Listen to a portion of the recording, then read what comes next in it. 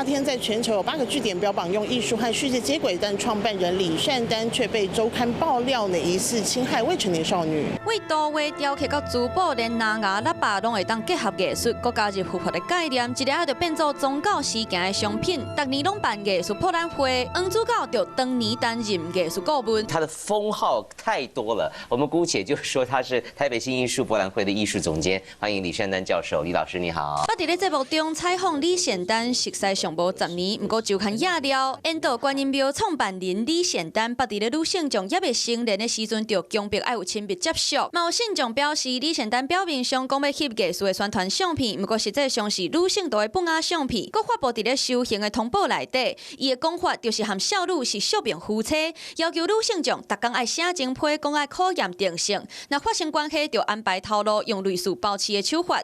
若是囡仔生落来，李善丹甚至讲是后一代宗师转世。根据信众表示，尚无有20个人受害。还没有看到，没有人跟我讲这个事情，跟我们没有关系的，很久没有了。毋那安尼，伊阁伫咧300多人的群组内底，直接讲要借钱，未少信众拢直接答应，阁有人伫咧干部的群组内底讲要列出名单。讲问信众有啥物通好抵押，包括土地、上市股票等等，阁透过几仔站的转销，互信众要讨钱的时阵无证无据，阁要求信众就爱买艺术品，若是无钱，阁爱家己想办法申请补助。东方呢，走出开始有自己的味道的东西，称之为新的水木。李善丹利用社群媒体来包装甲艺术家狂金到宗师的身份，利用少女毋知社会黑暗来侵害，甲娇小拍袂精声比起来，更较严重。